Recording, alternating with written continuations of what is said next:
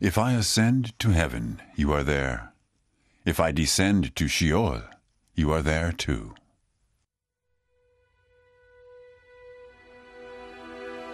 Nehme ich Flügel der Morgenröte und bliebe am äußersten Meer, würde auch dort deine Hand mich führen und deine Rechte mich halten. Spreche ich, Finsternis möge mich decken und Nacht statt Licht um mich sein.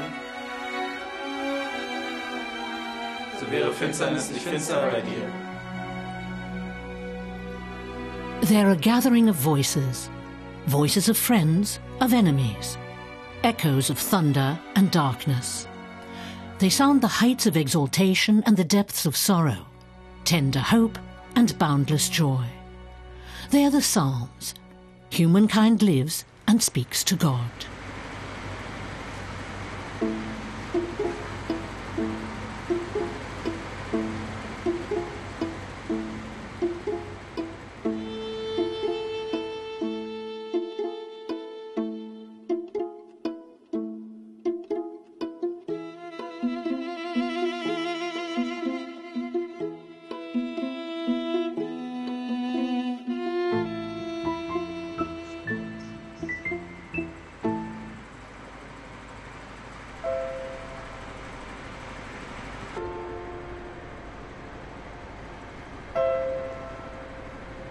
The term psalm comes from the Greek word psalmos, meaning a song sung to a harp. Psalms are messages from a realm of mystery, from a place beyond our immediate reality, beyond the world of the senses.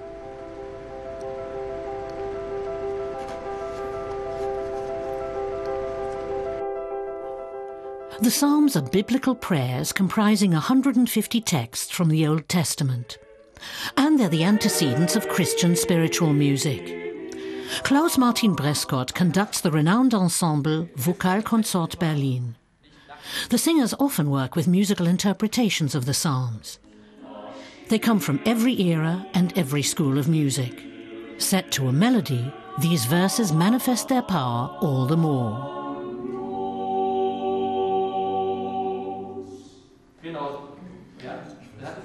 Singen stärkt.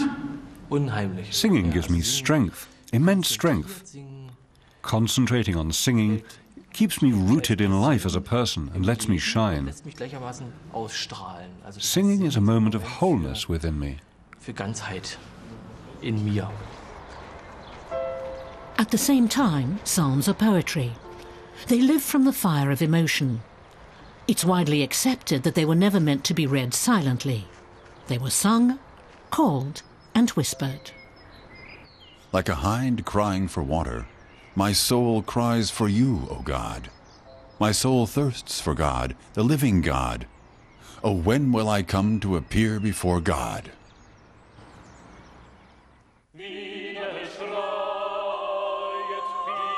The quartet of the Vokalkonsort Berlin sings a musical interpretation of the Psalms by Hugo Diesler.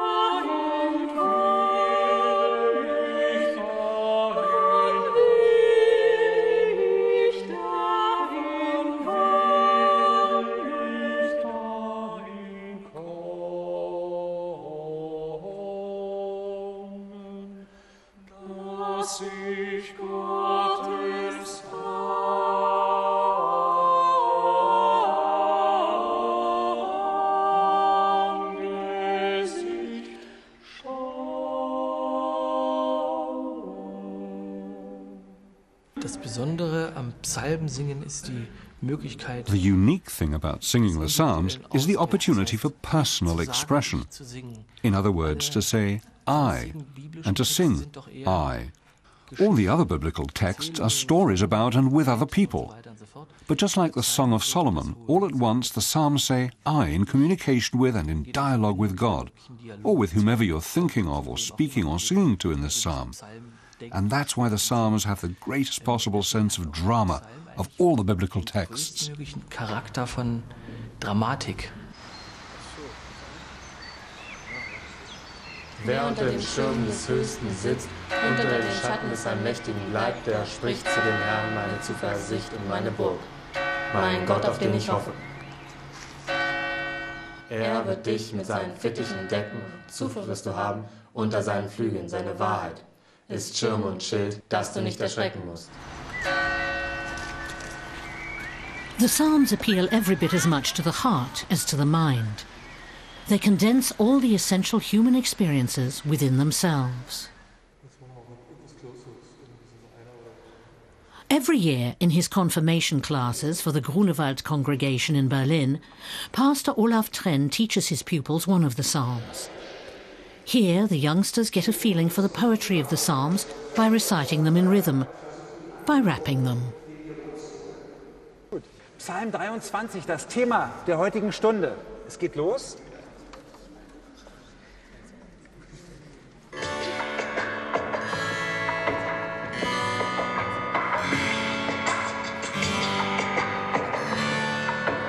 Fünf, sechs, sieben, acht. Der Herr ist mein Hirte, mir wird nichts mangeln. Er weidet mich auf einer grünen Aue und führet mich zum frischen Wasser. Er erquicket meine Seele. Rap is the language of hip-hop and the culture behind it. It's not so much sung as chanted, which makes it easier for everyone to join in, and quite simply makes it more interesting to youngsters than singing the Psalms in the traditional way. It doesn't take them long to memorize the verses. 5, 6, 7, 8.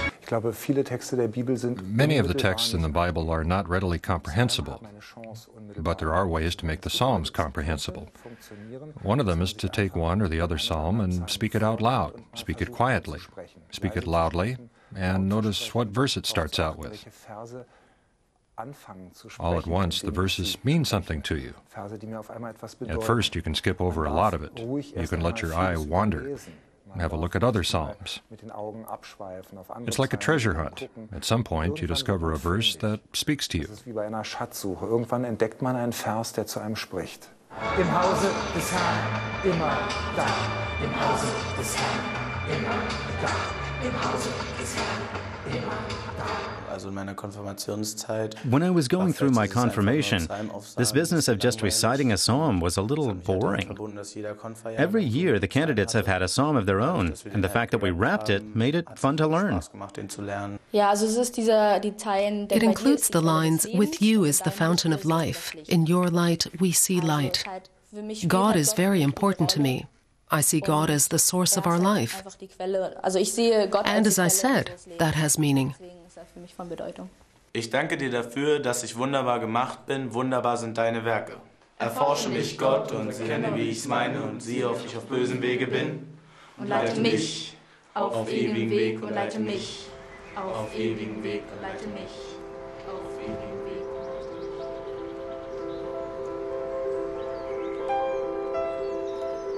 Confirmation is a common Christian rite of passage into life as an adult member of the church. Many of these young people will carry the words of their confirmation psalm with them long afterwards. Nowadays, very few people are familiar with any but one or two of the 150 psalms. The one most Christians have heard at some time is the 23rd psalm, usually in the translation from the King James Bible. Here, in a more modern version. The Lord is my shepherd, I lack nothing. He makes me lie down in green pastures. He leads me to water in the places of repose. Though I walk through a valley of deepest darkness, I fear no harm, for you are with me.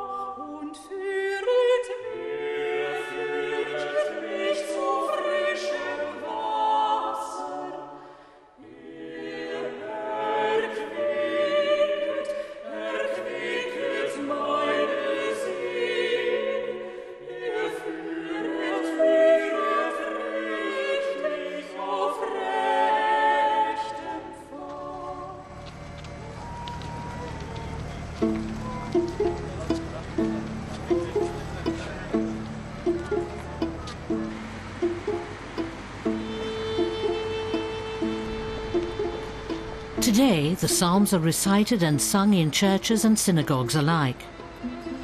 When they were still new, they were sung in temples. They were the prayer book of the Jews. And the God they praise is the God of Israel.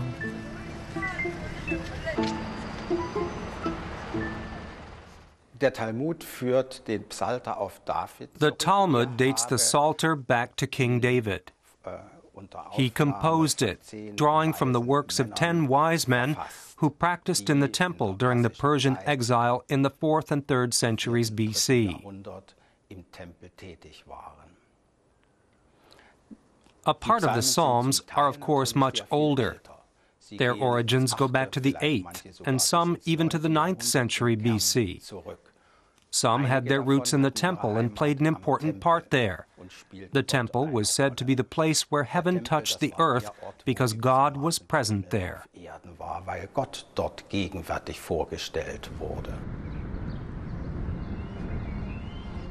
O Lord, my God, you are the very great. You are clothed in glory and majesty, wrapped in a robe of light. You spread the heavens like a 10th cloth. He sets the rafters of his lofts in the waters, makes the clouds his chariot, moves on the wings of the wind. One thing the Psalms cannot be is a source for theological doctrine.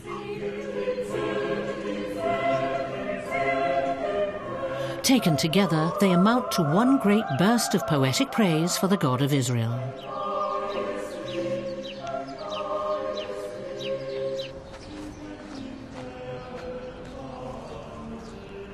Psalms may be prayers, but they weren't meant only for the pious. The listener can hardly help feeling moved by the power of their language, their poetic beauty, even if they're read only for aesthetic enjoyment.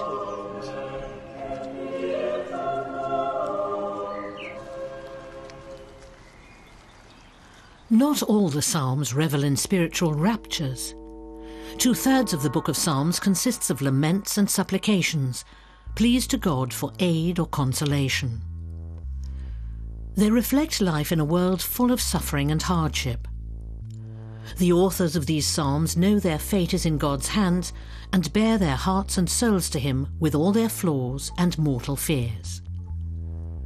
They confide in God. They speak unabashedly about their enemies. There is as yet no thought of turning the other cheek and suffering in silence. They complain bitterly to God and accuse their tormentors. But when I stumble, they gleefully gather. Wretches gather against me, I know not why. They tear at me without end. With impious, mocking grimace, they gnash their teeth at me. His talk was smoother than butter, yet his mind was on war. His words were more soothing than oil, yet they were drawn swords. Nothing that's human would be out of place in these words, right down to a lust for revenge that would alienate us today. But we can't forget that these worshippers are calling down God's vengeance and not carrying it out themselves.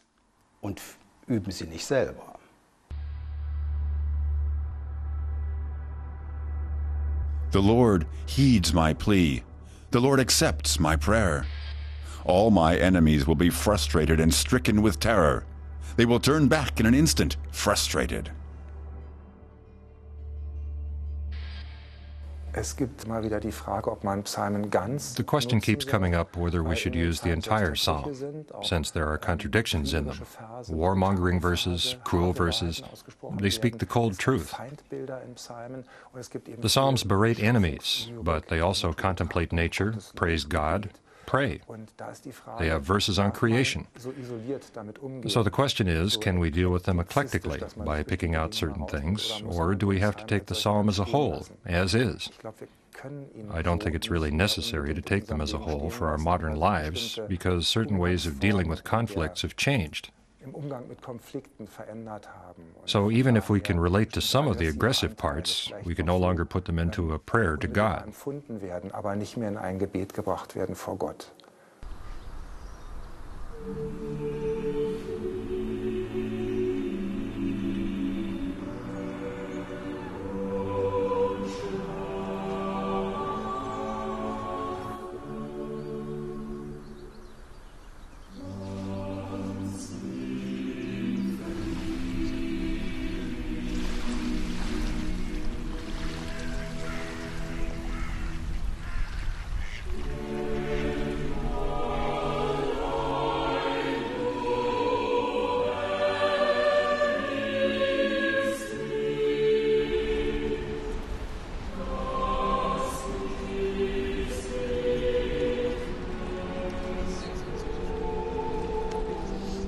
The tranquil solemnity of many musical interpretations, such as Max Reger's for Psalm 4, often belies the epic human drama the psalms themselves refer to. The power of the psalms comes not only from their beauty, but also from the pain of life as laid bare in them. Pastor Rainer Schmidt from Bonn says the psalms reveal much about the quality of human relationships. Schmidt was born with severe physical disabilities. He's totally dependent on other people to get through everyday life. I think the Psalms are so important to me precisely because they are not my language. When I pray, I use my own language, and sometimes it gets a bit sloppy. But there are moments when I need a more formal language for something I can't express by myself. And that's what the Psalms do very well. I can meditate on them. They speak differently than I do, and so they can speak to me. I don't like this language used in prayers that's just babbling, almost conversational. The Psalms take me to another language, to another reality, to another kind of experience altogether. Pastor Schmidt wrote a book about living with disabilities that became a bestseller. Far from being just another example of therapeutic writing, it's both witty and wise. His second book is on the way. He grew up with biblical texts and has always enjoyed browsing through the Psalms, especially in moments of doubt and discouragement. I like Psalm 121 a lot. I turn my eyes to the mountains. From where will my help come? My help comes from the Lord, maker of heaven and earth. He will not let your foot give way. Your guardian will not slumber. And that's how it really is for me. It expresses a true caring, not this everything's going to be all right stuff, but rather someone standing by me. To me, that's the most important attribute of God, to have the feeling that whatever happens in my life, and quite a lot happens, it goes on. And I really hope it does. Vater, segne diese Gaben. Amen.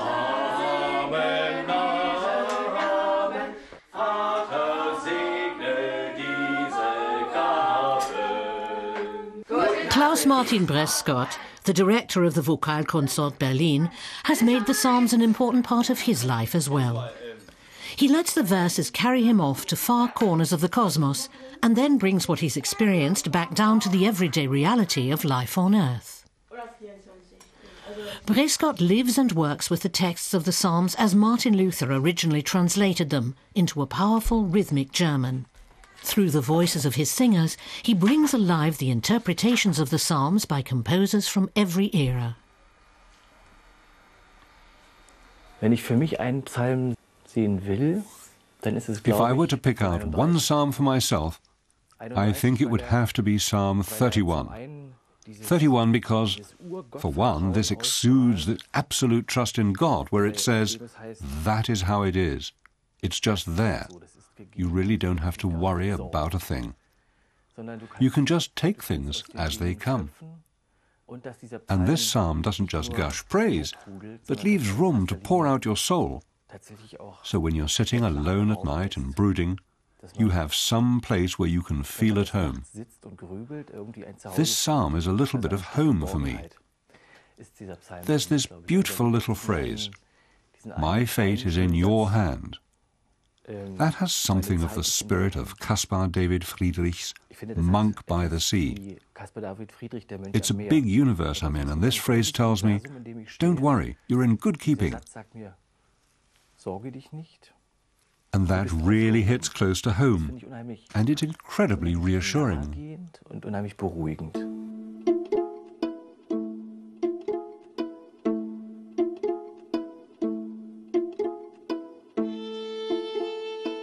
But I trust in you, O Lord. I say, you are my God. My fate is in your hand.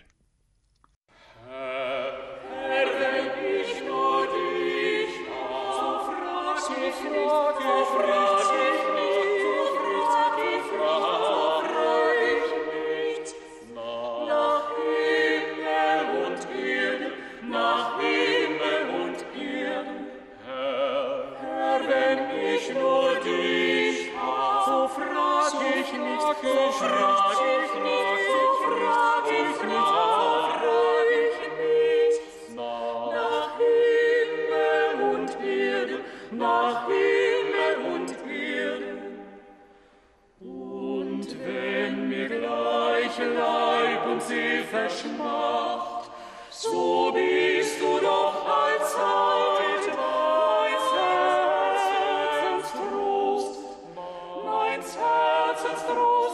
Rainer Schmidt is not only a pastor, he's also a competitive athlete. He's won the Table Tennis World Championship for the disabled many times over.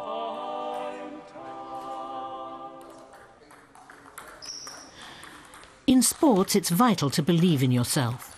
Rainer Schmidt has seen and felt how his faith can move mountains.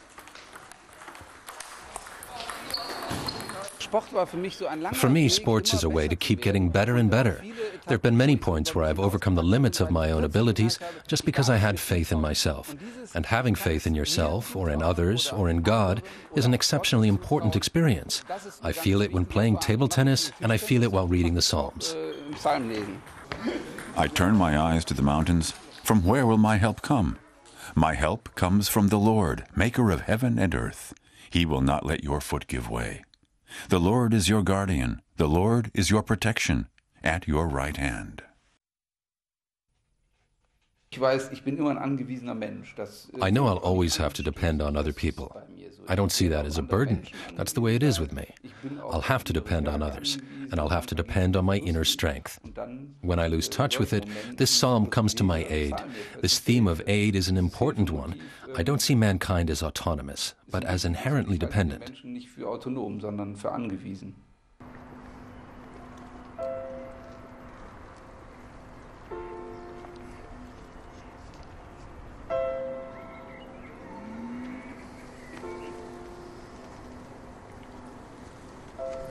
What makes these verses so alluring? Perhaps it's because they're a part of the Bible where it's not God who's speaking, but his people. They speak in the first person and celebrate life, with all its contradictions. The Psalms invoke the tension between life and death.